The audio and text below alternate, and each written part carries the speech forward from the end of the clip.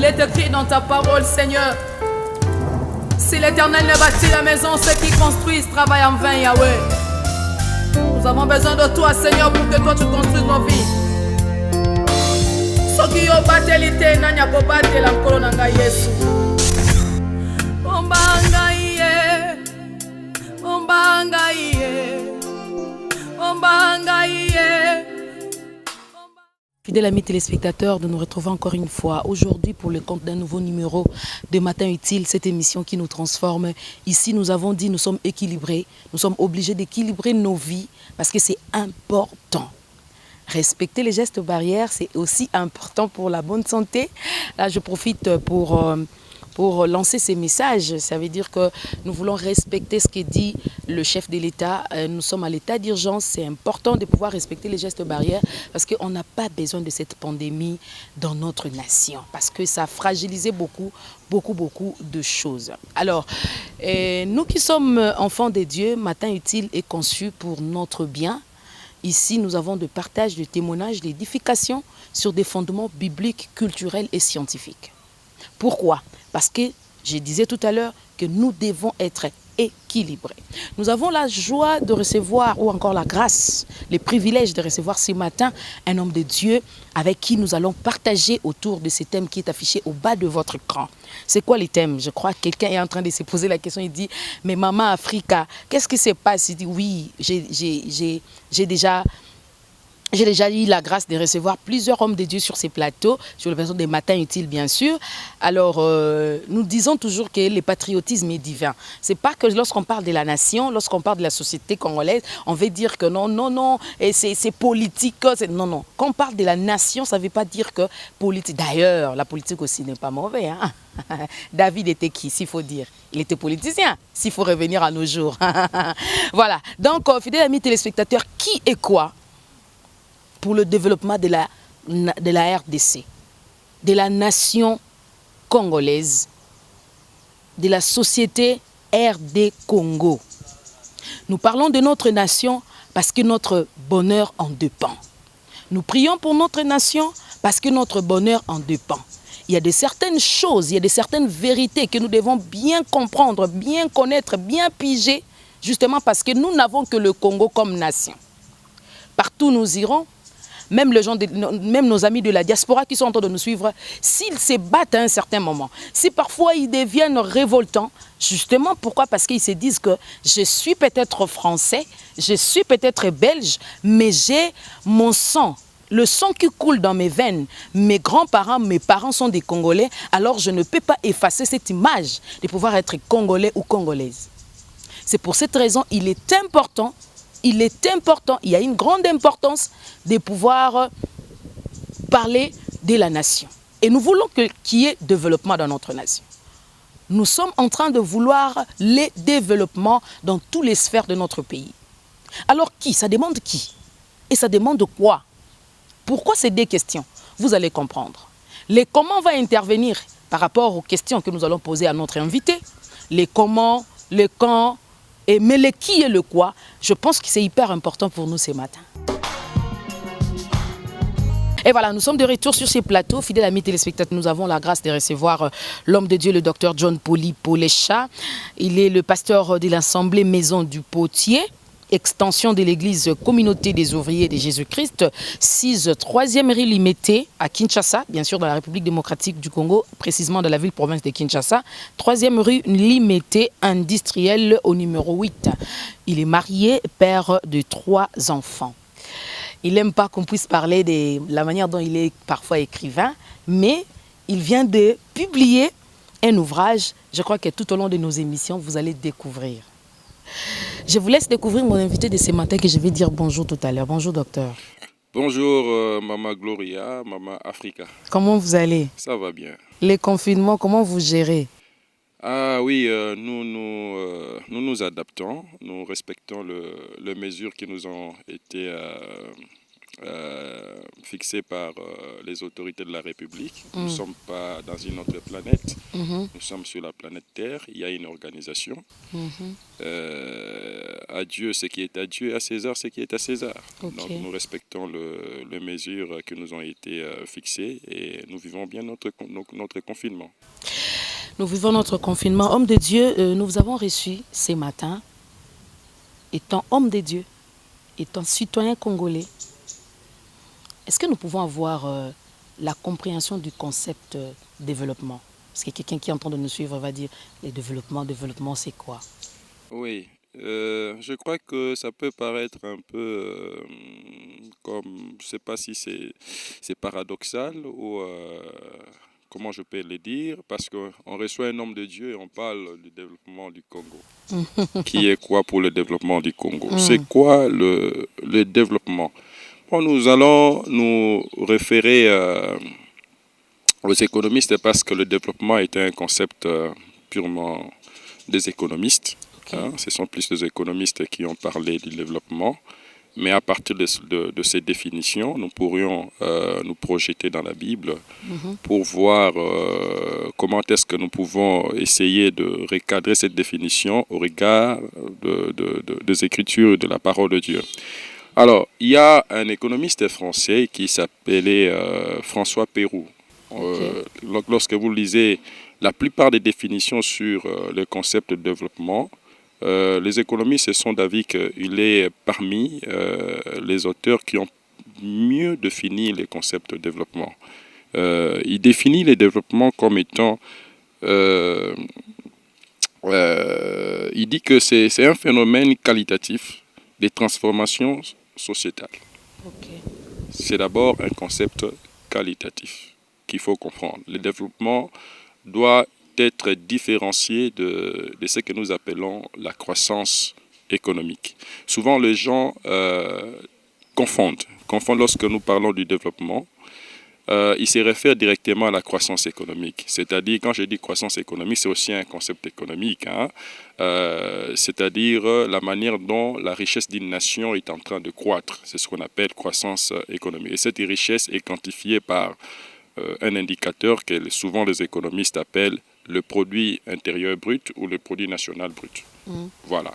Alors, lorsque cet indicateur est en train de croître, c'est ce qu'on appelle croissance économique. Mais François Pérou essaye de prendre ces concepts, mais en ajoutant un élément très important, un élément qualitatif. Parce que croissance peut être quantifiée. Mais le développement, d'abord, c'est un élément qu'on ne peut pas quantifier, qu'on appelle un élément qualitatif. Voilà pourquoi il parle des changements mentaux.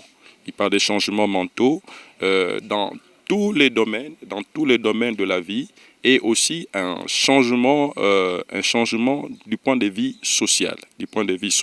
Donc, au lieu de rester simplement dans des variables quantitatives, François Pérou va plus loin. Il dit qu'il faut que ces variables quantitatives se reflètent également dans la vie sociale.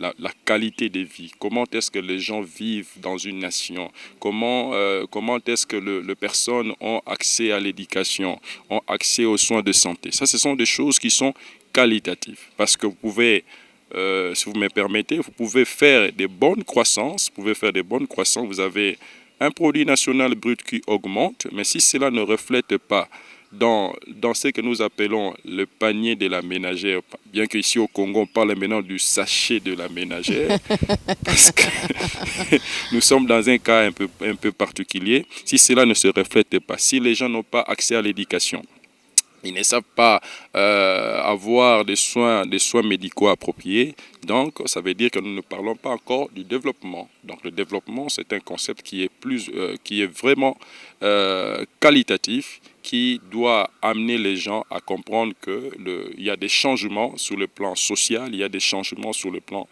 mental. Voilà. Les changements sur le plan social, les changements sur le plan mental, ça j'ai très bien retenu, je crois que les téléspectateurs. Alors comment est-ce qu'on peut mesurer les niveaux de développement d'un pays? Vous parlez aussi de la RDC, bien sûr. Bien sûr, pour mesurer les niveaux de développement d'un pays, il y a un certain nombre d'indicateurs que les économistes ont mis sur pied et également les institutions multilatérales quand je parle des institutions multilatérales, il y en a plusieurs. Il y en a plusieurs, mais je vais épingler simplement des institutions multilatérales. Il y a la Banque mondiale, par exemple, et il y a le programme national, le programme des Nations Unies pour le développement qu'on appelle PNUD. Ils ont mis en place un certain nombre d'indicateurs. Par exemple, pour la Banque mondiale, c'est les produits nationaux bruts. Le produit national brut en parité des pouvoirs d'achat. Lorsqu'ils ont classifié des pays riches ou des pays avancés, des pays en développement ou des pays à faible revenu. C'est-à-dire il y a un certain nombre de tranches en termes de revenus qui permettent de classifier ces pays-là. Alors, si un pays, par exemple, se retrouve dans une tranche, je donne un cas, par exemple, dans la tranche, par exemple, allant pendant des $500 à un certain nombre de dollars, ils disent que voilà, ce pays est dans la classe, par exemple, de pays sous-développés ou de pays à faible revenu. Ça c'est par rapport au produit national brut en parité des pouvoirs d'achat. Alors, il y a par exemple le PNUD qui a mis en place ce que nous appelons l'IDH. L'IDH, c'est l'indicateur de développement humain. Ça, c'est un indicateur qualitatif. Dans cet indicateur, vous avez des sous-indicateurs, par exemple, l'accès à l'éducation, l'espérance de vie à la naissance, c'est-à-dire lorsqu'une personne naît, à quel âge cette personne va mourir, le taux d'alphabétisation, l'accès aux soins de santé. Et ça, c'est un indicateur qui est qualitatif. Mais la Banque mondiale utilise plus un indicateur qui est quantitatif, qui est les produits nationaux bruts. Lorsque vous mélangez ces deux indicateurs-là, et c'est comme ça que vous pouvez saisir les niveaux de développement d'une nation. Ça, c'est du point de vue scientifique. Oui. Du point de vue scientifique, les indicateurs qui sont mis sur pied par des institutions multilatérales. Bon, parlons d'une manière très simple. Très simple. Pour notre manière nation. Très simple. Oui, docteur. Très simple. Oui, docteur. Parler. Tout le monde a l'émission est bilingue. Mais docteur je suis quelqu'un de notre pays, c'est les sous-développés et tout ça. Oui, l'objectif final du développement économique, c'est l'amélioration qualitative et durable des conditions de vie de la population. Lorsqu'on veut saisir le développement d'une nation, il faut qu'on voie qu'il y a une amélioration durable, qualitative des conditions de vie d'une population. Quand je parle de la durabilité, ça veut dire qu'il ne faudrait pas que je mange aujourd'hui pour que demain, que je cherche encore à manger et que je n'en trouve pas. Il faut que ça continue. Si je mange aujourd'hui et que je me rassasie aujourd'hui, il faut que ça continue. Et même mes enfants, mes petits-enfants, doivent manger et leurs petits-enfants doivent aussi trouver à manger. C'est ce qu'on appelle de la durabilité. Donc c'est un concept, ce qu'on appelle le développement durable. Vous développez aujourd'hui, mais vous tenez compte aussi du futur. Voilà. Ce développement doit être qualitatif. Il ne faut pas que ça soit un développement monotone.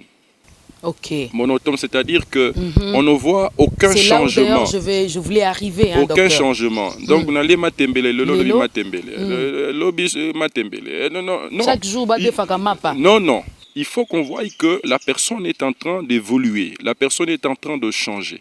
Voilà pourquoi je soulève cet aspect qualitatif. Cette personne pouvait aller dans un centre médical et que demain, il peut aller par exemple au centenaire.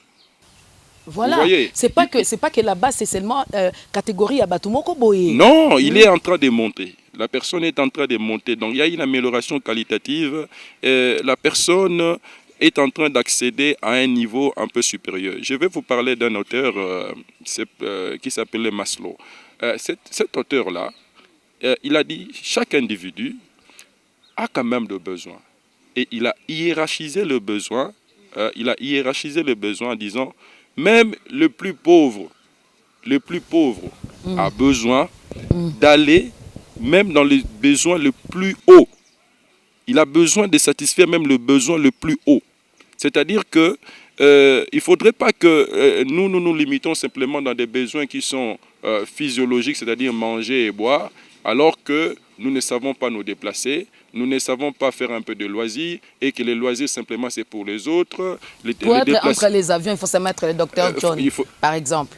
Bon, le docteur John, ou encore, il faut chercher l'imposition de main. Non, le docteur John, c'est un Congolais qui vit au milieu de son docteur, peuple. Nous sommes en train de parler parce qu'il y a des vies qui sont en train de nous suivre là. Il s'est dit, mais pour moi, c'est un miracle. Mais oui, au Congo, je suis allé à Mangengengue, j'ai trouvé des gens en train de prier, de jeûner pendant tant de jours pour trouver un visa pour la France. Par exemple. Pour aller en Europe. Alors que vous avez des collègues, par exemple, vous avez des connaissances qui vous disent mon cher, tu sais que hier j'étais en France et vous le voyez, 2 jours après, il revient. Vous voyez, je me pose la question, est-ce que cette personne a gêné? Est-ce que cette personne est allée à Mangengengue pour le faire? Donc le développement, l'amélioration des conditions de vie ne doit pas être simplement pour une catégorie de personnes. Il faut que tout le monde accède au même niveau de vie. Et ça, c'est un indicateur, c'est très important lorsque nous voulons saisir le développement. L'amélioration des conditions de vie de tout le monde. Mais comment améliorer cette condition de vie? Comment? Condition de vie à bas Congolais. Comment est-ce qu'on peut l'améliorer, homme de Dieu? Comment améliorer cette condition de vie? Pour que ça devienne vraiment une vie de qualité, une vie durable, un développement durable, comme vous venez de dire tout à l'heure. Très bien, ça c'est une bonne question. C'est une très bonne question. Retournons un peu dans la Bible.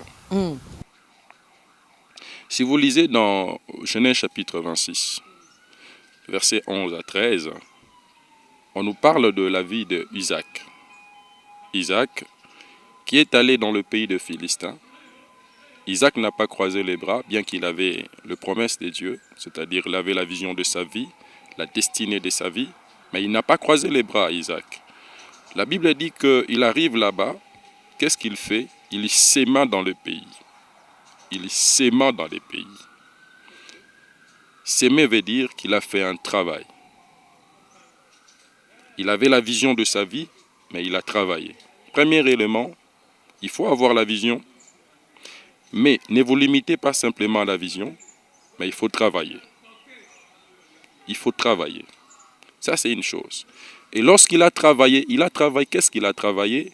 Il a travaillé la terre. Parce que la Bible dit, il s'aima dans le pays. Il n'a pas sémé dans l'air, c'est-à-dire qu'il a travaillé la terre. Après avoir travaillé, il a recueilli beaucoup. C'est-à-dire qu'il a créé ce qu'on appelle la richesse. Pour améliorer les conditions de vie, nous avons besoin de créer la richesse. Nous ne pouvons pas créer la richesse sans une vision, sans un idéal. Sans cette vision, on ne peut pas. Mais si vous avez aussi la vision, vous devez vous mettre au travail. Vous devez vous mettre au travail pour atteindre votre vision. C'est comme ça que vous allez créer de la richesse. C'est ça la croissance. Et lorsqu'il a créé la richesse, il a recueilli, il n'a pas croisé les bras. Il a continué à faire. C'est alors que la Bible dit que cet homme est devenu riche, fort riche et puissant. Ça, c'est le développement. Alors, pour améliorer les conditions de vie de la population, nous avons besoin d'abord de la vision. Nous avons besoin que cette vision soit mise au travail.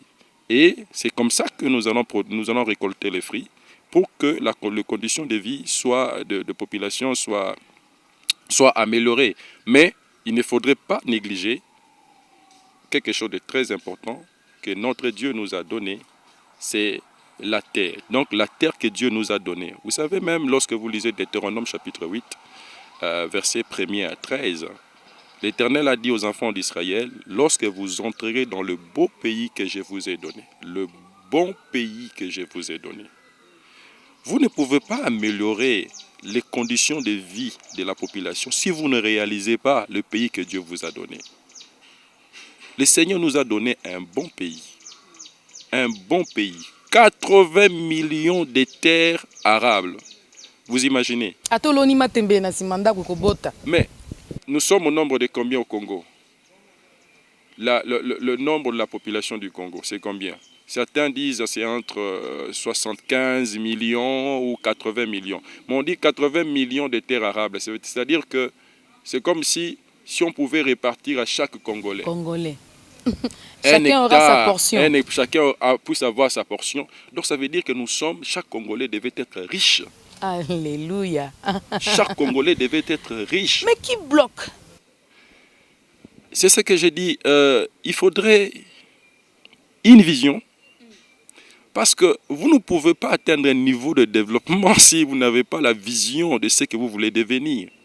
Le développement commence d'abord par une vision. Vous voulez devenir qui? Il faut avoir cette vision-là. Si vous avez la vision de votre développement, alors vous allez mettre sur pied des éléments que moi j'appelle des politiques, des stratégies pour atteindre votre développement.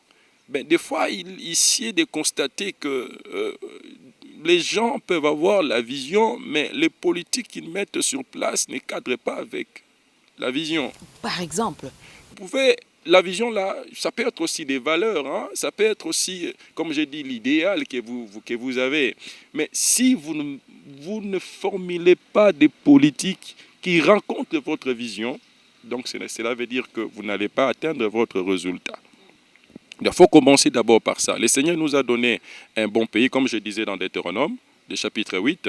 Il a dit, lorsque vous allez réaliser le pays que je vous ai donné, les bons pays que je vous ai donnés, vous mangerez. Premier élément. Comment vous allez manger? Vous allez manger comme ça? Parce que vous avez réalisé que... Mais non, oui, vous réalisez le pays que Dieu vous a donné et vous mangez. Vous allez manger comment? L'apôtre Paul répond, lorsque vous lisez des Thessaloniciens, chapitre 3, verset 10, il dit que celui qui ne travaille pas, ne mange pas. Ne mange pas non plus. Ça veut dire que pour manger là, il faut travailler. Donc le Seigneur, l'Éternel, notre Dieu, il incite le peuple d'Israël au travail. C'est-à-dire, c'est un bon pays où coule le lait et le miel, mais pour manger, vous devez travailler. Et après avoir travaillé, mangé, il dit, vous serez rassasiés. Donc, il ne faut pas seulement se limiter seulement à manger, mais le Seigneur veut que vous puissiez vous rassasier. Docteur, est-ce que dans notre pays, les gens ne travaillent pas? Est-ce qu'on ne travaille pas?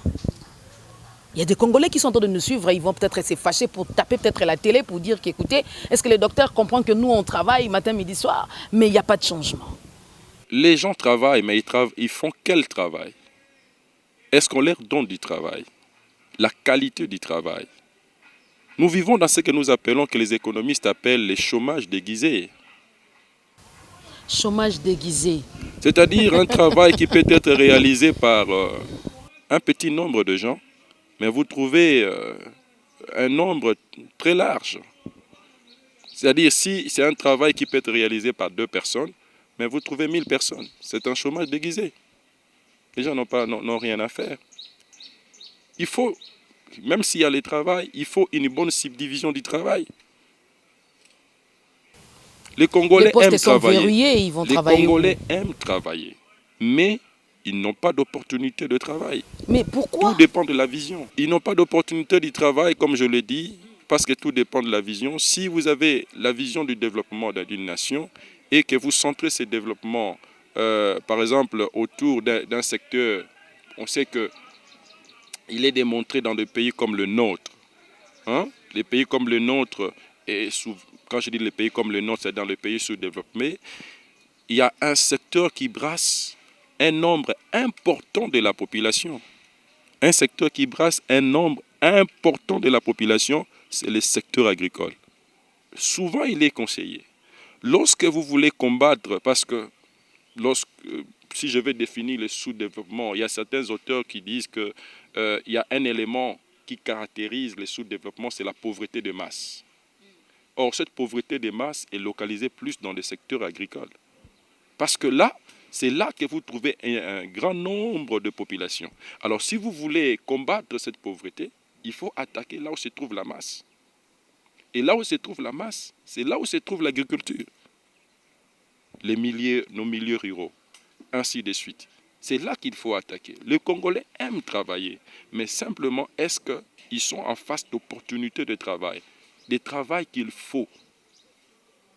Parce que je vois les gens sortir le matin, ils viennent ici en ville, ainsi de suite, tout ça. Mais ils font quel travail? Il y a certaines personnes qui ne viennent que pour traînailler dans la rue, demander de l'argent. D'autres personnes en train de faire, c'est pas moi, des petits Beaucoup de commerces, pourcentage des expatriés que nous appelons Libanais, Indiens, qui sont beaucoup plus pour donner le travail aux Congolais et ça, transformer en chômage déguisé. C'est vraiment un chômage déguisé. Puisque vous évoquez ces cas-là, oui, ces cas-là par exemple docteur. de Libanais, des Indiens, des Indo-Pakistanais, ainsi de suite, tout ça. Vous savez, je dis tout dépend de la vision. Allez, moi, j'habite limité. Je vois comment une masse importante de mes frères et de mes sœurs congolais s'attroupent tout autour des entreprises, des sociétés indo-pakistanaises. Pour qu'à la fin, qu'on leur donne quoi? 2 dollars. 2 dollars de transport. 2 dollars de transport. Mais il y a certains qui ont fait même 2 ans, 3 ans sans contrat. Ils sont des stagiaires à vie. Stagiaires à vie. Donc, les gens aiment travailler, mais simplement, ils n'ont pas d'opportunité de travail. Ils ne trouvent pas vraiment le travail qu'il faut. Voilà pourquoi le Seigneur a dit, vous mangerez, mais il faut manger, il faut que les gens travaillent. Quelles sont les évidences que la Bible nous donne par rapport au développement? Quelles sont les évidences? Les évidences sont multiples. Par exemple? 3 Jean chapitre, parce qu'il n'y a qu'un seul chapitre, 3 Jean chapitre 2, oui, la Bible dit, je souhaite que tu prospères à tous égards, qu'on prospère l'état de ton âme. Un pays développé, c'est un pays prospère. Le Seigneur veut que nous prospérons. Il veut que nous puissions vivre la prospérité. La prospérité n'est pas démoniaque. L'Éternel veut que nous puissions être une nation prospère. Vous savez que quand vous ne donnez pas du travail, quand vous ne satisfaites pas le besoin de la population, vous poussez la population à maudire. Non seulement à maudire, se réveiller un matin, casser à gauche et à droite, justement parce qu'ils se disent que toi tu as construit un étage, moi je vis. Mais regarde ce qu'il est écrit dans Deutéronome 8, chapitre toujours 1er à 13, que lorsque vous entrerez dans le bon pays que Dieu vous a donné, vous mangerez, vous serez rassasiés. La troisième étape qui vient, et vous bénirez l'Éternel pour le bon pays qu'il vous a donné. Lorsque vous rencontrez ce besoin-là de la population, manger, rassasier, la population va bénir l'Éternel. Et non seulement bénir l'Éternel, aussi également bénir les gens qui sont au-dessus, qui sont en train d'impulser la vision. C'est ça. C'est ça. Non. Mais on ne bénit pas, docteur. Non. On ne bénit pas. Bon, oui, c'est ça souvent ce que les Congolais disent, mais nous ne pouvons pas le faire. Nous ne pouvons pas dire que Mboko Tote Kayango. Nous devons être de vrais patriotes comme Néhémie. Lorsque vous lisez le livre de Néhémie, dès le premier chapitre simplement, Néhémie raconte un de ses frères Anani. La première question. Néhémie qui était loin, dans un autre pays, il pose la question de savoir comment va mon pays et les gens qui sont restés. Et lorsque Anani lui dit, voilà les pays dans une désolation, les villes sont brûlées, ainsi de suite. Qu'est-ce que Néhémie a? La première réaction de Néhémie, c'était quoi? La tristesse. Il est allé prier, pleurer pour sa nation. C'était un diaspora. C'était un diaspora. Vous savez que Jérusalem a été rebâtie par la diaspora. Yes. C'est très important dans la stratégie de développement. Il ne faut pas négliger la diaspora. Yes. Zorobabel, Esdra, Néhémie, c'était des diasporas. Même Joseph, hein, docteur? Même Joseph. Ok. Comme ça. Donc, dans votre stratégie de développement, il ne faut jamais oublier la place de la diaspora. Il ne faut jamais oublier. Il ne faut pas dire, ah non, maintenant, il commence à venir. Non. Il ne faut pas les négliger. Même à l'époque de Salomon, parce que Salomon, c'était le temps de l'âge d'or d'Israël.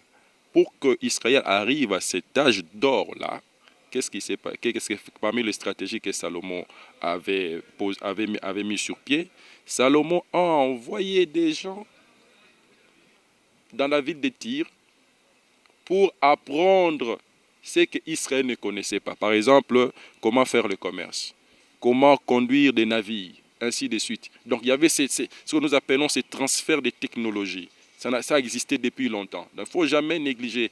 Même vous, si vous étiez dans la même condition que ceux qui sont dans la diaspora, ainsi de suite, tout ça, parce que ce sont des gens qui sont allés étudier, parce que peut-être les conditions ici n'étaient pas bonnes, ils se sont retrouvés dans certaines conditions, et que vous attendez quelqu'un qui vous dit non, vous êtes diaspora, restez là-bas, ne venez pas dans votre pays. Mais non, bien qu'ils sont là-bas, mais le cœur c'est congolais. Donc il ne faut pas négliger l'importance de la diaspora dans la construction lorsque vous voulez bâtir une nation. C'est très important. Donc je disais qu'il y a vraiment des évidences bibliques. Vous avez fait allusion de Jean. Jean, oui. Il y a vraiment des évidences bibliques parce que le Seigneur veut que nous puissions être prospères. Le Seigneur veut que nous puissions atteindre la phase de la maturité. Même dans la vie chrétienne. Même dans la vie chrétienne, tout le monde est appelé à atteindre la phase de la maturité. Et si nous voulons transposer cela et extrapoler au niveau de la nation, c'est qu'une nation née, une nation doit grandir et atteindre les étapes, atteindre les niveaux, le niveau d'adulte, c'est-à-dire un niveau où la personne a la liberté, où la personne vit sa pleine liberté, la jouissance de sa population, ainsi de suite. Il faut que nous puissions saisir la nation comme étant un enfant qui naît. 60 ans déjà. Oui, la RDC fut née un certain 30 juin 1900, je ne sais 60. Pas moi. Si mon père était vivant, il allait avoir 60 ans. Voilà. Et il faut que cette nation grandisse et atteigne un certain niveau. Mais il ne faut pas que la nation grandisse dans le mal, non. Il faut pas Mais que c'est pour ça d'ailleurs, je voulais poser la question pour savoir quel type d'homme pour le développement de la nation. Ah, quel type d'homme? Mais oui, parce que là, docteur, vous avez fait mention de l'enfant qui naît, qui doit grandir. La nation ne peut pas être obèse, s'il faut le dire. La nation doit avoir la maturité, doit croître, doit grandir. Alors, quel type d'homme? Parce que c'est les hommes qui vivent dans la société, c'est les hommes qui vivent dans la nation. Ce sont eux qui fonctionnent, ce sont eux qui travaillent. Alors nous voulons savoir, s'il faut investir, il faut investir dans l'homme. Je ne sais pas si vous êtes d'accord avec moi, docteur. Très bien. Ok, si vous êtes d'accord avec moi, c'est quel type d'homme? Nous avons besoin de quel type d'homme? Parce qu'aujourd'hui, les enfants qui sont dans nous suivre, ils ont besoin d'exemplarité. Apparemment, nous avons crise d'exemplarité dans beaucoup de secteurs de notre pays. Et comme nous sommes en train de parler du développement, c'est matin utile. Il faut que quelqu'un à la maison sente vraiment que les docteurs étaient très francs. Très bien. Docteur, Très quel type d'homme? Quel type d'homme? Je suis tout à fait d'accord avec ce que vous venez d'avancer. Pour atteindre la phase de la maturité, il faut commencer par naître, c'est ce que je dis. Si vous prenez les processus de la nouvelle naissance dans la Bible, c'est comme ça aussi que ça doit se faire au niveau de la nation. La Bible dit à tous ceux qui l'ont reçu, ceux qui croient en son nom, il leur a donné le pouvoir de devenir enfants de Dieu. Tout commence par croire. Mais on croit à quoi? On croit à la parole. Il y a toujours un discours. Il y a toujours un message dès le départ qui doit susciter la foi, la confiance de la population. OK?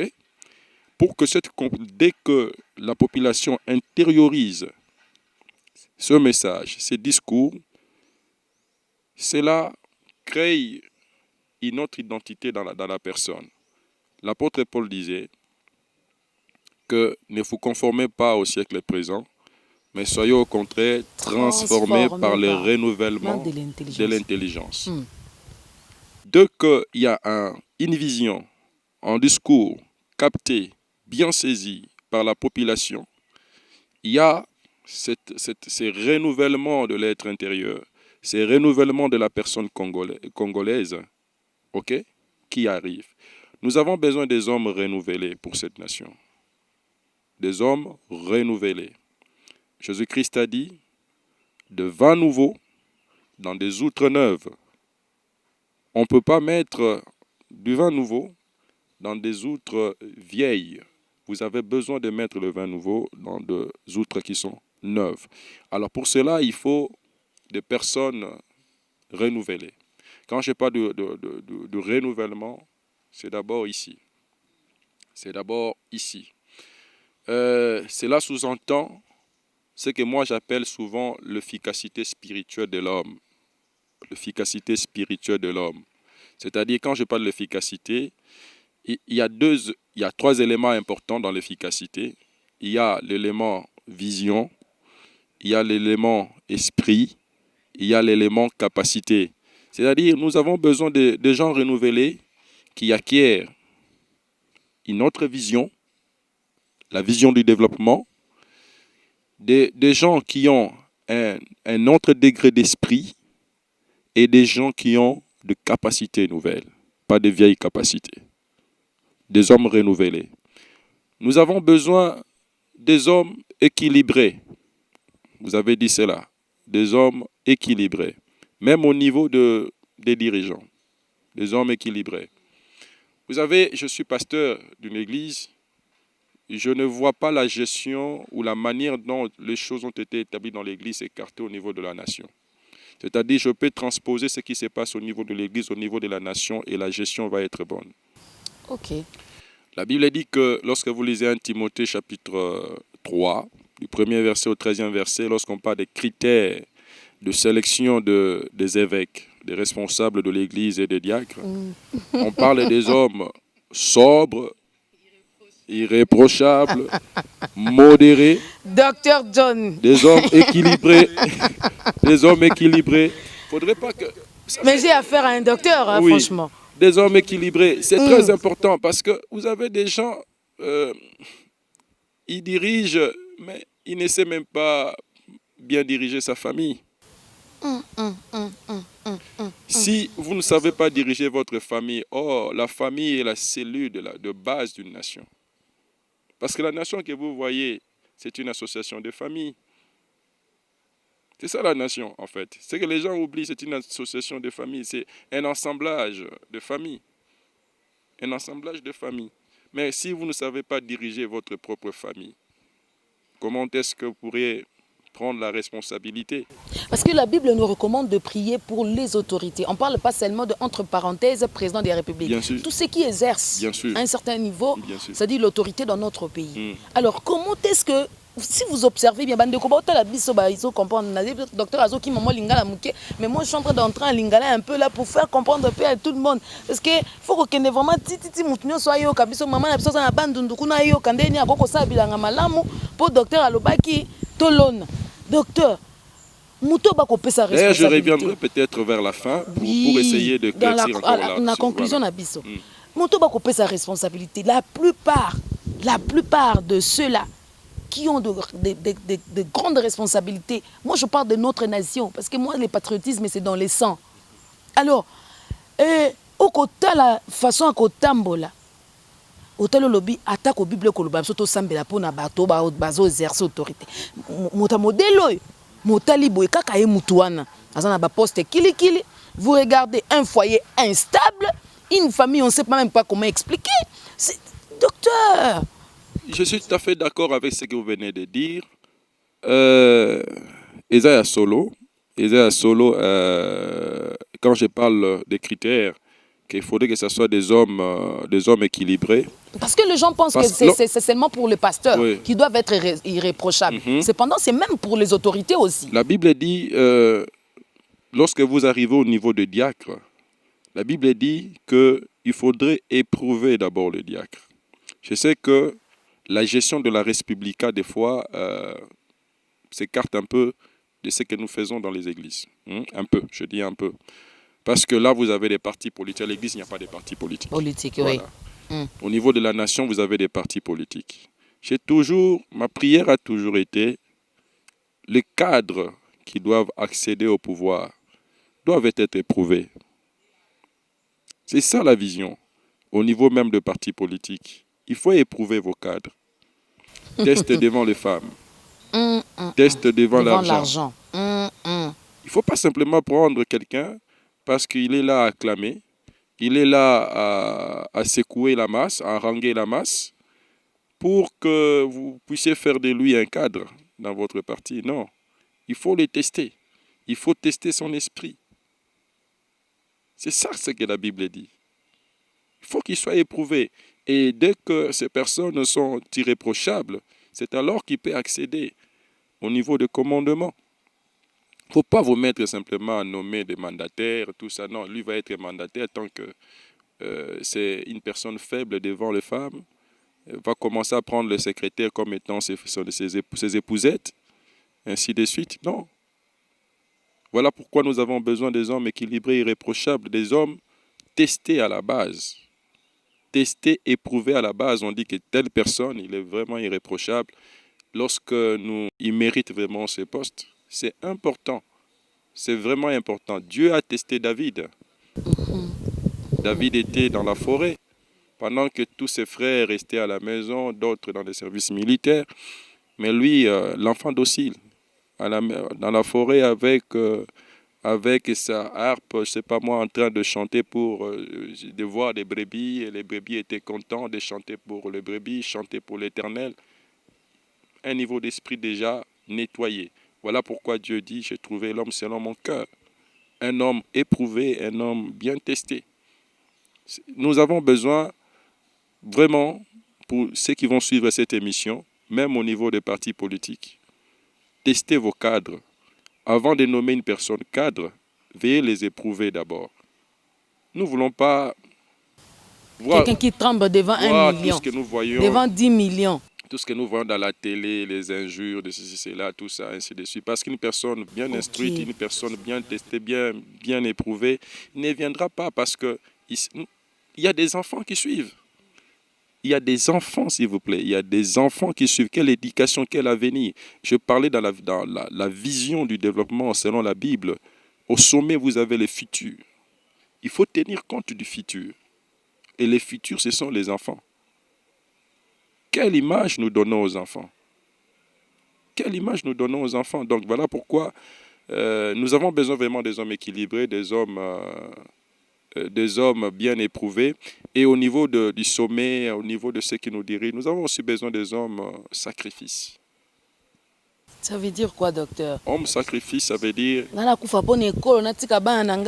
La Bible dit, Christ dit, celui qui veut me suivre doit se charger de sa croix.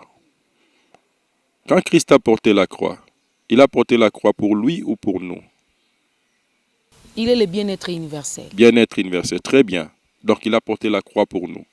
Donc quand Christ a dit que c'est lui qui doit se charger, la personne qui veut me suivre doit se charger de sa croix, en réalité, cette croix-là, ce sont des vies des hommes. Ce sont des vies des hommes. Vous savez, il est toujours difficile, surtout dans un pays comme le nôtre, de se faire comprendre. Voilà pourquoi la personne qui a la vision doit toujours porter sa vision. Néhémie avait une vision. Lorsqu'il est arrivé à Jérusalem, il a porté sa vision jusqu'à la fin. Je recommande toujours aux dirigeants de bien lire les livres de Néhémie, ils vont beaucoup s'en inspirer. Porte ta vision jusqu'à la fin. Mais lorsque Christ a porté la croix, les gens l'insultaient, ainsi de suite. Mais à la fin, les gens ont dit, assurément, sur le Fils de Dieu. Les gens vont te comprendre peut-être à la fin. Par exemple, notre pays ici. Les gens vont te comprendre peut-être à la fin. À la fin, voilà pourquoi tu as besoin de porter ta vision, porte ta croix jusqu'à la fin. Veille sur ça. Mets en place des politiques, des stratégies qui cadrent avec ta vision. Et va de l'avant. Parce qu'on n'est pas toujours censé suivre les autres. C'est ce que Néhémie a fait. Il y avait Sambala, il y avait Tobija, il y avait des Shemaïja, des gens même qui prophétisaient, qui disaient à Néhémie, va dans tel coin, va dans telle direction, ainsi de suite, et tout ça. Mais Néhémie est resté carré dans sa vision. Un pays comme le nôtre, nous avons besoin des gens, des personnes qui ont transcendé les moqueries, transcender Ils n'ont pas les toujours on-dit, besoin du droit de tout ce que les réponse. gens disent, là, tout ce que vous voyez dans le Facebook, ainsi de suite, tout ça.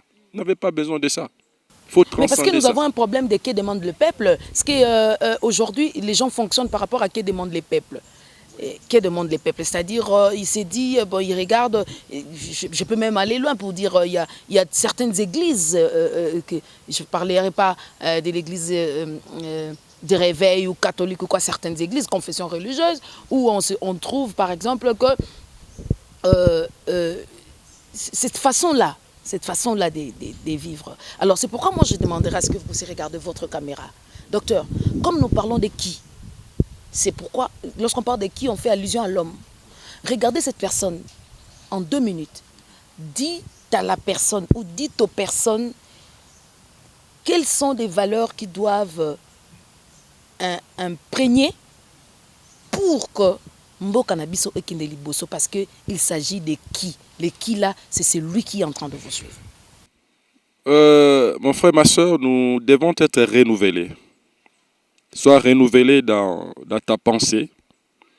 Vous savez, Maman Gloria, regardez l'attitude de l'homme congolais. Quand je dis l'homme congolais, il s'agit de cette génération. Comme un homme que je construise un immeuble. Comme un homme que je puisse élever, c'est pas moi. Parce qu'il a vu l'autre, la convoitise, ainsi de suite, tout ça. C'est pas avec cet esprit que nous allons bâtir cette nation. Nous avons besoin du renouvellement de l'intelligence. Nous avons besoin de la notion de sacrifice. Car celui qui veut diriger doit avoir cet esprit-là de porter sa croix jusqu'à la fin. Mais à la fin, les gens comprendront ce qu'a été ta vision. Nous avons besoin des hommes équilibrés, des hommes modérés, des hommes sobres, des hommes irréprochables. Nous avons besoin de la pudeur. De la pudeur. On ne va pas développer notre nation avec des insalinités. Parce que les enfants sont en train de suivre. Quelle est l'image que nous donnons aux enfants? Même ce qui se passe, ce qui passe dans nos télés, ainsi de suite, tout ça. Nous avons besoin de cela, la pudeur. Nous avons besoin, même pour nous, pasteurs, de prêcher la vraie parole à nos fidèles. La vraie parole à nos fidèles. Vous voyez, avec le Covid-19, les gens qui peut-être exerçaient le ministère pour d'autres pensées à la situation dans laquelle ils se sont retrouvés. Nous avons besoin d'apporter la vraie parole à nos fidèles. Des paroles qui changent la mentalité de la population. On n'est pas là simplement pour dire Alléluia, Amen. Il faut prêcher les gens à jouir, à vivre de la vie chrétienne. À être de vrais chrétiens renouvelés. À être des personnes qui peuvent apporter quelque chose. Non seulement au niveau de leur famille, mais aussi au niveau de la nation. Nous n'avons pas besoin de faire de nos églises ce que moi j'appelle, comment on appelle ça, les musiques. Évitons de faire de nos églises des musiques. Daddy. Le fanatisme, l'indiscrétion. Nous n'avons pas besoin de cela. Voilà, il y en a beaucoup de choses. C'est un grand thème que vous venez que nous exploitons ce matin. Il y a pas mal d'hommes de Dieu qui pourront enrichir cela, qui pourront l'enrichir. Donc, des hommes renouvelés, des hommes équilibrés, des hommes éprouvés, des hommes qui ont une bonne moralité, des hommes qui ont la pudeur, des hommes qui ont été testés devant l'argent, devant les femmes, ainsi de suite, tout ça. Des hommes qui respectent leurs femmes à la maison, leurs enfants à la maison, de vrais parents à la maison. Voilà des gens dont nous avons besoin. Et pour nous-mêmes, la population, nous avons besoin d'une race de respectueux. Pas des gens qui viennent pour insulter, ainsi de suite, tout ça. Nous n'avons pas besoin de ça. La nation doit être bâtie. La nation doit être reconstruite. On ne va pas reconstruire la nation avec les enjeux. quel est le message que vous pouvez lancer aussi en tant qu'homme de Dieu? Parce que nous croyons que votre parole a une puissance que le Saint-Esprit gonfle, s'il faut le dire comme ça. Alors, j'aimerais bien que vous puissiez regarder encore votre caméra et parler à nous, peuple congolais, parler à nous, enfants de Dieu, parce que même parmi ceux qui font cela, il y a des enfants de Dieu qui se camouflent. Il y a des enfants de Dieu qui sont à l'intercession. Il est même à la sécurité de l'Église. Il pense qu'être à la sécurité de l'Église, ce n'est pas être enfant de Dieu. Parler à des vies comme ça. Nous devons être de la race de Néhémie, de la race d'Esdra, la race de ceux qui aiment leur nation. Nous devons aimer notre nation. Mais je comprends aussi la frustration de mes frères et de mes sœurs. Cette frustration, il faudrait essayer de diagnostiquer. Si vous regardez les documents que je vous ai envoyés lorsque je fais le triangle du développement d'une nation, il y a un élément important, c'est l'élément rendre compte, la transparence. C'est très important. Parce que s'il n'y a pas cet élément, ça engendre tout ce que vous voyez, des casses, des frustrations, ainsi de suite. Tout ça. La population, je sais qu'il y a, avant d'arriver à cela, il faut que cette population mange. Il faut que cette population soit rassasiée. Quand ces besoins ne sont pas satisfaits et qu'il n'y a pas un bon rapport qui est donné à la population, pour savoir qu'est-ce qui se passe au niveau de la nation, pourquoi est-ce que la population n'a pas mangé, pourquoi est-ce que la population n'est pas encore rassasiée, tous ces éléments-là, c'est ce qui engendre les frustrations. Nous devons apprendre à communiquer. Ceux qui nous dirigent doivent se comporter en parents. Dans une maison, lorsque vous avez des problèmes, il y a des heurts au niveau de la famille, les enfants, ainsi de suite, il faut savoir à un certain moment se mettre autour de la table et expliquer. Voilà, je suis en face, moi papa, je suis en face de tel problème, tel problème, tel problème. Maman, je suis en face de tel problème, tel problème, tel problème. Comme ça, les enfants peuvent comprendre au lieu de murmurer, au lieu de faire de casse. Mais par-dessus tout, nous devons aimer notre nation parce que la Bible déclare l'amour comme étant le lien de perfection. Or, la perfection, le développement, il faut concevoir le développement comme un concept de la perfection également. Vous ne pouvez pas atteindre la perfection sans amour. Nous ne pouvons pas atteindre la perfection sans amour. La RDC a besoin de quoi? La RDC a besoin de quoi? Parce qu'on a parlé de qui? On a parlé du développement. Très bien, très bonne question. Vous savez, les réponses bibliques ou les réponses divines, lorsque le Seigneur veut recadrer une population, souvent l'Éternel a toujours l'habitude de revenir à la création. De revenir à la création. Qu'est-ce qui s'est passé? Même dans la vie de Job, lorsque le Seigneur voulait recadrer Job, dans Job 38, le Seigneur n'est pas allé loin. Il a remonté Job dans la création. Si nous voulons, qu'est-ce qu'il faut? Avec quoi? Je vais remonter le pays dans la création. Qu'est-ce qui s'est passé à la création? Au commencement, Dieu créa les cieux et la terre. Le ciel, c'est là-bas. La terre, c'est ici en bas. Est-ce que la RDC, c'est une terre? Nous avons une terre. J'ai dit oui. Nous avons une terre. Deuxième chose, la Bible dit, il y avait des eaux. Troisième chose, il y avait de la verdure. Dans le mélange de la terre avec de l'eau a produit de la verdure, des arbres fruitiers portant de la sémence, ainsi de suite. C'est-à-dire que l'Éternel a valorisé la terre, a valorisé l'eau. La RDC a une terre arable. La RDC a des eaux. Valorisez la terre et les eaux que vous avez. Ça va produire la verdure, ça va produire à manger. Parce que cette population ne réclame qu'à manger. Quatrième jour, Dieu crée des luminaires. Le soleil, la lune, les étoiles. Mais le soleil, c'est quoi? C'est de l'énergie. Est-ce que la RDC a de l'énergie? Bien sûr. Barrage d'Inga. Bien sûr. il y a le soleil, ainsi de suite, tout ça. Valorisez cette énergie. Parce qu'avec cette énergie, vous pourrez transformer ce que vous avez produit, ce que la terre et les eaux ont produit. Vous voyez ces chemins. Et on dit que encore, le maire a produit des animaux, la terre a produit des animaux. Donc vous quittez le domaine de l'agriculture, il y a de l'élevage, ainsi de suite, tout ça. Et puis, le 6e jour, Dieu crée l'homme. Il crée l'homme et il souffle dans l'homme. Il souffle dans l'homme un souffle de vie. Un souffle de vie. Ça veut dire que Dieu n'a pas laissé l'homme comme étant une statue, mais Dieu a soufflé dans cet homme-là. Il a renforcé cet homme-là. C'est ce que j'appelle le capital humain. Ok. Il faut renforcer le capital humain. Parce qu'en fait, quand vous parlez du développement dans un sens simple, souvent j'avais dit ça au début, que le développement, c'est comme beaucoup qualifient ça, confondent ça avec la croissance.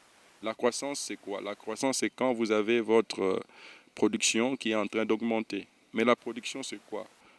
Les économistes parlent du facteur capital, facteur travail. Ils parlent de la terre aussi également, comme 3e facteur. Donc, puisque vous avez l'énergie, vous avez la terre, les L, c'est souvent que les économistes appellent, c'est là le labor, c'est le travail. Le travail, c'est l'homme. Mais cet homme-là doit être renforcé. Même Dieu lui-même a renforcé, il a soufflé dans l'homme un souffle de vie pour dire je te renforce en capacité. La Chine, pour se développer, qu'est-ce que la Chine a fait? La Chine a envoyé des gens, sa population allait apprendre pour que cette population aille apprendre la technologie ailleurs. Et quand ces gens sont revenus, vous voyez ce que les Chinois sont en train de faire. Il faut renforcer. J'ai toujours dit ceci. Refuser l'éducation, refuser les renforcements, la formation d'un être humain, c'est de nier son existence. Vous niez son existence, donc vous ne voulez pas que cette personne existe. Pour le développement du Congo, nous devons valoriser les hommes. Nous avons un potentiel que les gens ne comprennent pas. Écrivez-nous les SMS, posez des questions. Lorsque vous regardez la pyramide, démographique de la RDC, à la base, vous avez la jeunesse. Or, cette jeunesse-là, c'est la main-d'œuvre. Renforcer cette main-d'œuvre-là. Renforcer ces capitales humains. Et Dieu a fait cela. Un autre élément, c'est l'accessibilité. Dieu a dit, créons l'homme à notre image, afin qu'il puisse nous ressembler. Qu'il puisse nous ressembler.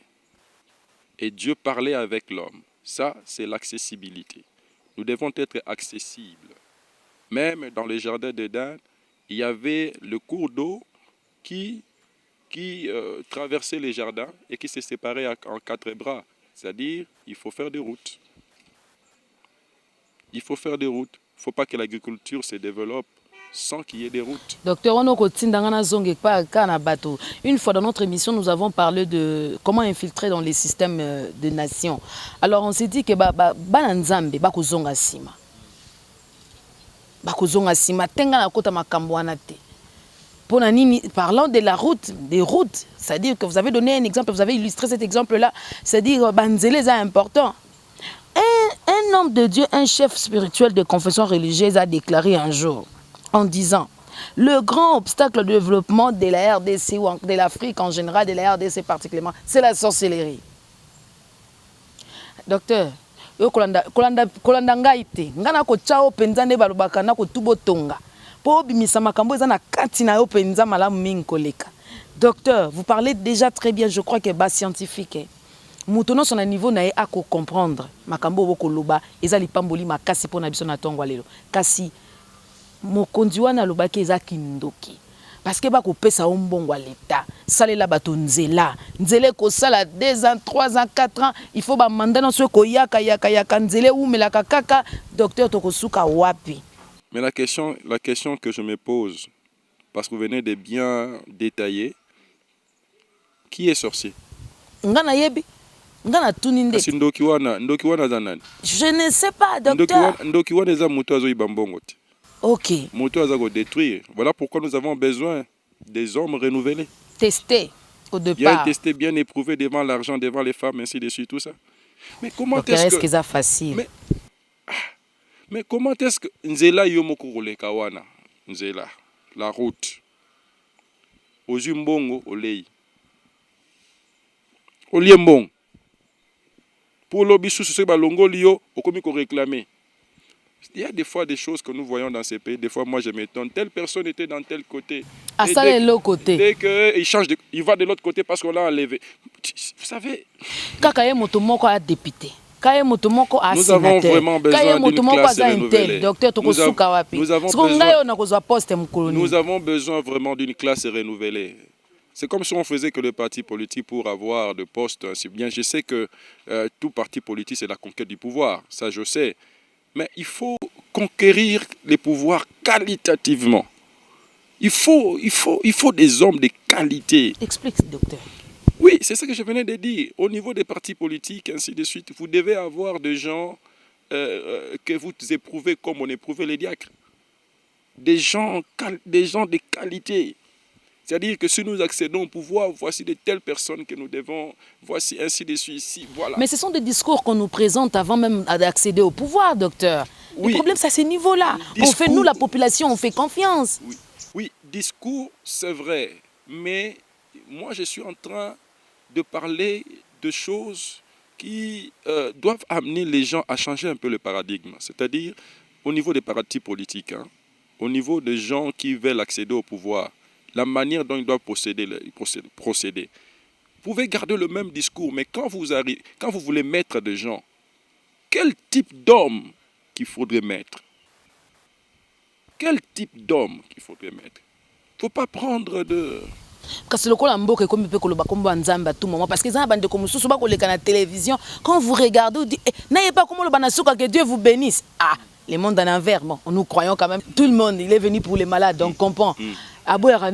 Mais docteur, makambo ko bongwana te. Makambo bongwana te, c'est vrai, parce que le renouvellement. Mais l'église, vous faites quoi? Votre rôle dans ce développement-là? Il y a une responsabilité, je l'ai dit, le message de qualité que nous devons apporter aux fidèles. Le message de qualité, le vrai message de transformation. Le vrai message de renouvellement de la pensée, le vrai message de la conversion. C'est important.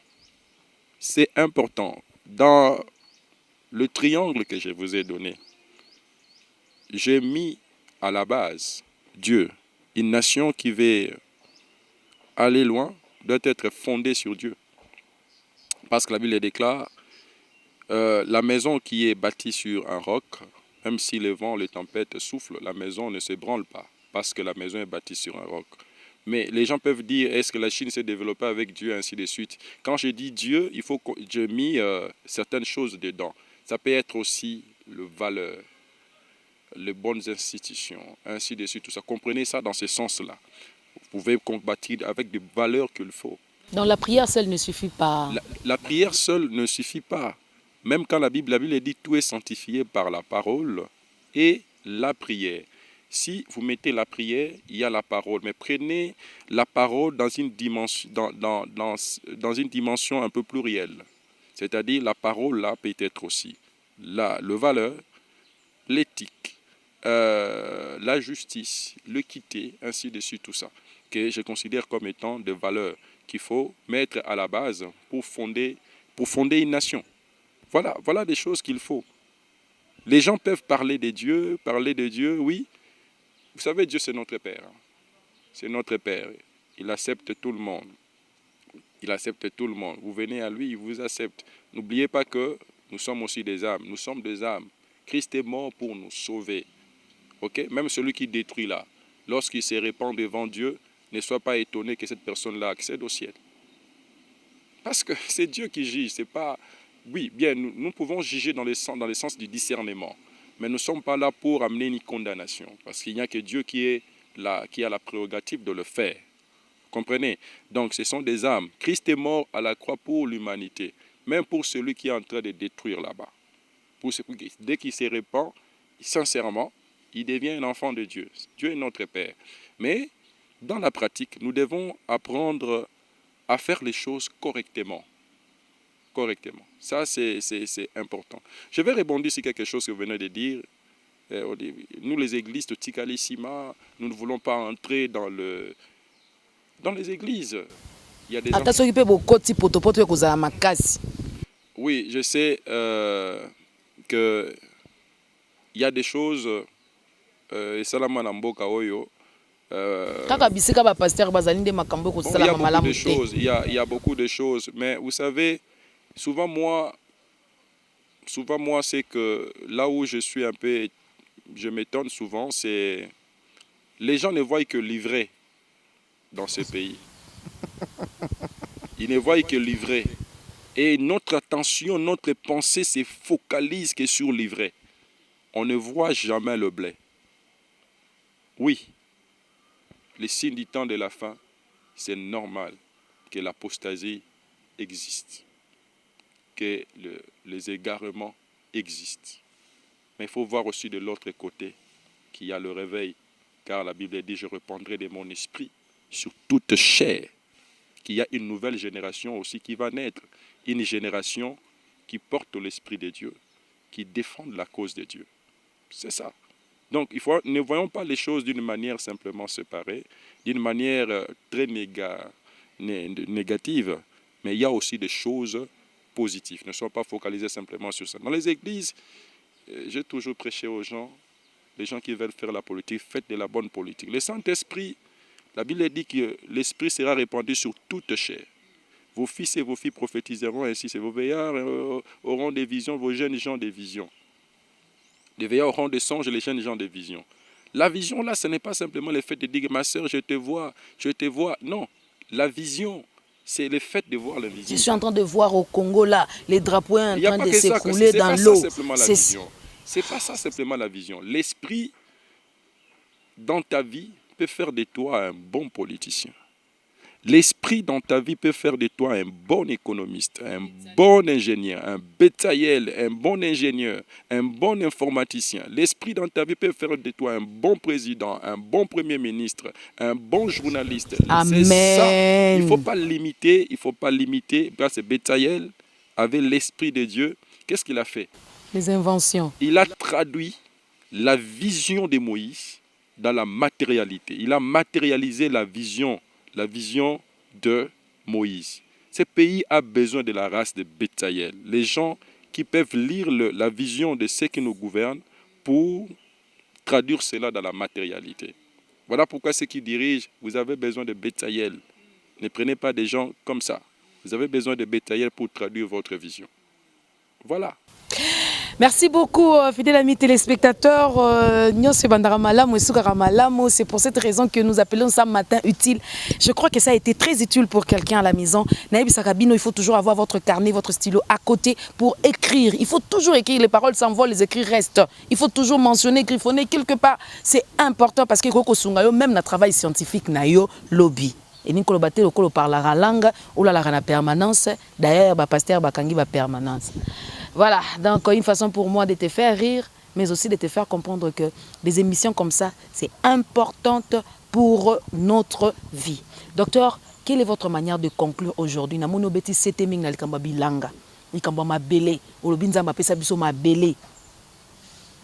Docteur, j'aimerais bien que vous puissiez regarder la caméra et conclure l'émission de ce matin, parce que très prochainement, nous allons parler avec vous comment est-ce que nous pouvons... la responsabilité de la RDC face au système éducatif. Parce qu'en vous entendant parler, vous avez fait mention de ça, mais c'est comme si c'est allé vite. Alors que nous allons vraiment prendre, j'ai essayé de griffonner ici, on va prendre le temps de parler de ça dans la profondeur, parce qu'il faut que les hommes de Dieu comme vous puissiez aussi avoir une parole pour qu'un enfant de Dieu qui regarde et dit « Waouh, nous n'avons pas... » Les temps là révolus où on disait que les pasteurs, ce sont des abrutis, les pasteurs sont des personnes ratées. Les pasteurs, ce sont des gens qui n'ont pas étudié, qui se penchent au Saint-Esprit. Et voilà. Regardez votre caméra et vous allez conclure l'émission d'aujourd'hui. Le monde est secoué par une pandémie. Notre pays aussi a été visité par la pandémie de la Covid-19. C'est une crise. Vous savez, lorsque vous lisez la Bible, après la crise, il y a toujours un temps nouveau, un vent nouveau. Mais ces vents commencent par l'agriculture. Après le déluge, la Bible dit Noé cultiva la terre. Nous avons besoin, si nous voulons réduire la pauvreté, vraiment de valoriser la terre que Dieu nous a donnée. Au commencement, Dieu créa la terre. Il y avait les eaux. L'association de la terre et des eaux a produit de la verdure, des arbres fruitiers. Et Dieu créa le liminaire, c'est l'énergie. Nous avons besoin de l'énergie pour développer ce pays.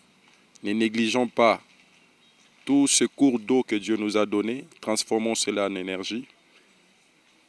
Dans les jardins, il y avait des routes pour essayer d'arroser les jardins. Nous avons besoin de routes, que nous appelons des routes de dessert agricole.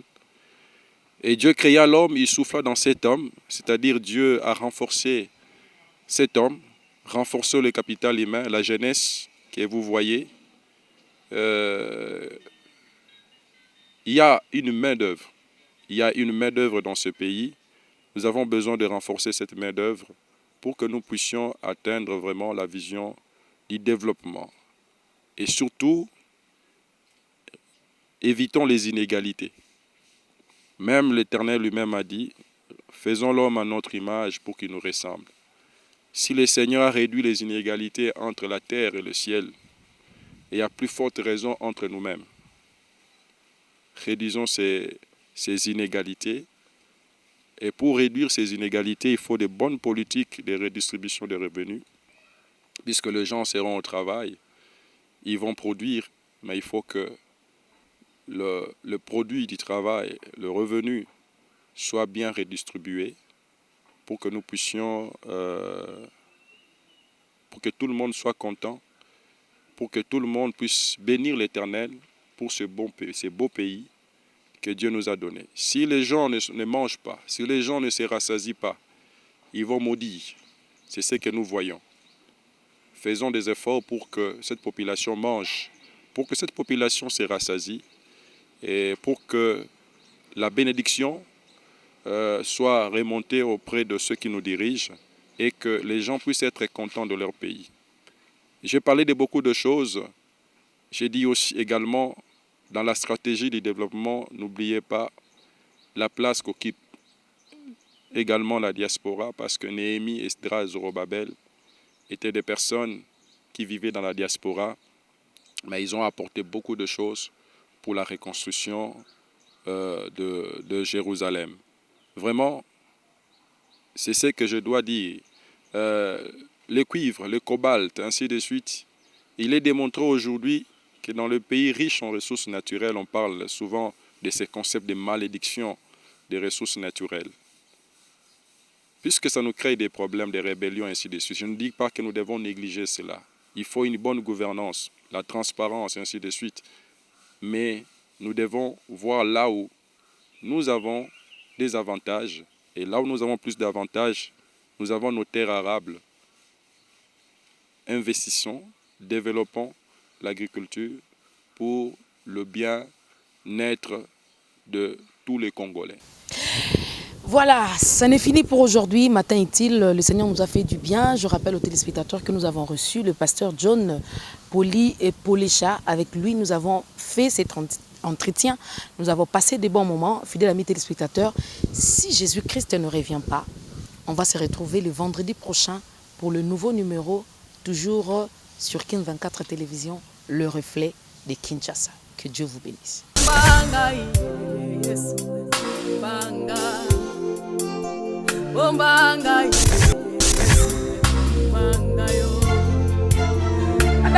Yahweh, sans l'Éternel qui nous protégea, qui nous protégea, qui nous protégea, qui nous protégea.